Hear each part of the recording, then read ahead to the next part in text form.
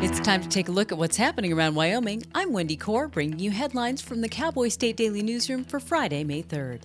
6 people became stuck on Highway 212 near Cook City for 10 hours when Google sent their two-wheel drive vehicle on a closed, snow-packed road.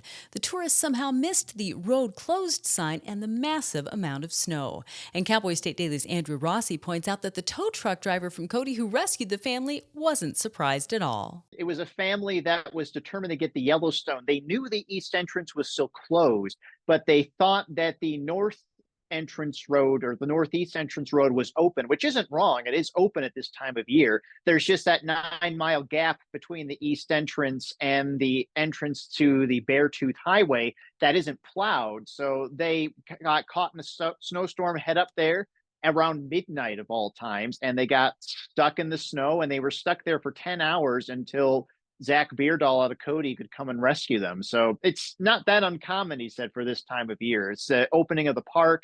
People don't know what to expect, or they don't anticipate that there's still going to be winter conditions in the mountain. The east and south entrances of Yellowstone are scheduled to open Friday morning, weather permitting. As the days progress, more melting snow should make the roads leading to the park less hazardous.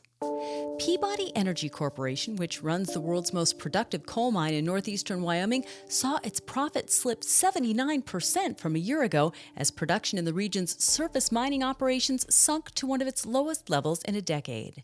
Peabody operates 3 mines in the Cowboy State's coal-rich Powder River Basin, and all are displaying similar performance, according to energy reporter Pat Mayo. The guidance going forward, like into the second quarter, they're saying like 15.5 million tons is what they're forecasting, which is down rather significantly. I think 30 million tons was the high mark back around 2014, 2015, that period. And which was probably when most of the mine or coal was pulled out of that area. If the steep declines continue, Mayo reports that the loss of those mineral revenues could impact the state budget. U.S. Representative Harriet Hageman's campaign wants Wyoming Senate candidate Reed Rasner to stop making social posts that the campaign believes are meant to lead people to think she is supporting and endorsing his campaign against U.S. Senator John Barrasso. Cowboy State Daily's Leah Wolfson obtained a cease and desist letter sent by Representative Hageman's attorney, which states very clearly that Rasner does not have her endorsement. But he says Rasner has been prolific and creative in his attempts to link his campaign to her office. Some of the posts include messages such as, "Hang on, Harriet, I am on my way. The Wyoming Congressional Delegation 2024 is getting stronger." A different variation of the same post says, "The Rasner-Hageman duo will crush the deep state." What's also important to note with all these posts that he's in the photo with each of these posts posing with Hageman at an event from a few months ago. So it's yet to be seen what will happen with this, but it's probably a not positive thing for the Rasner campaign, considering Hageman's strong popularity in Wyoming. Hageman has not endorsed any candidate in the U.S. Senate race at this time. The Casper Hall of Justice was evacuated and shut down for several hours Thursday because of a suspicious package. Cowboy State Daily's Dale Killingbeck reports that the building houses the Casper Police Department, Natrona County Sheriff's Office, and Natrona County District Attorney's offices. The Hall of Justice in Casper was locked down and evacuated for a couple hours today, starting just before noon, because of a suspicious package that arrived at the Hall of Justice.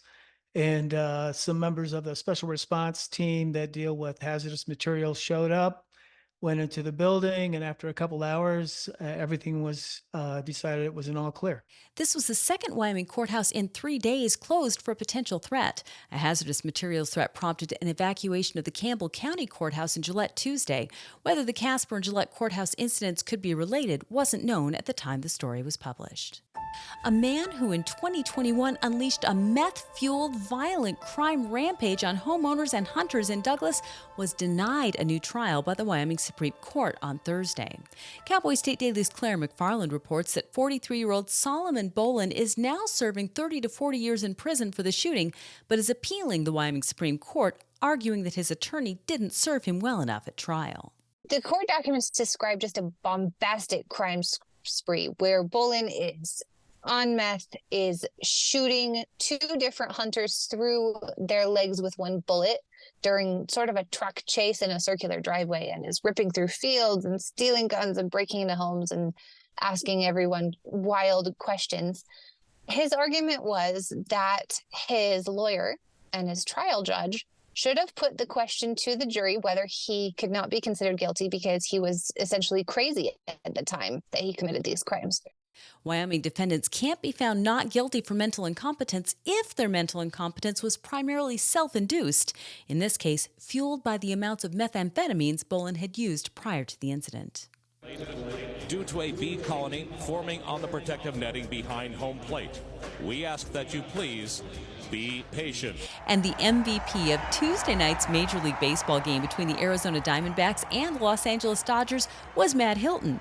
But don't bother looking for the 37-year-old right-hander on either team's roster. Hilton, who grew up in Buffalo, Wyoming, is the hero beekeeper who saved Tuesday's game from 20,000 Africanized bees.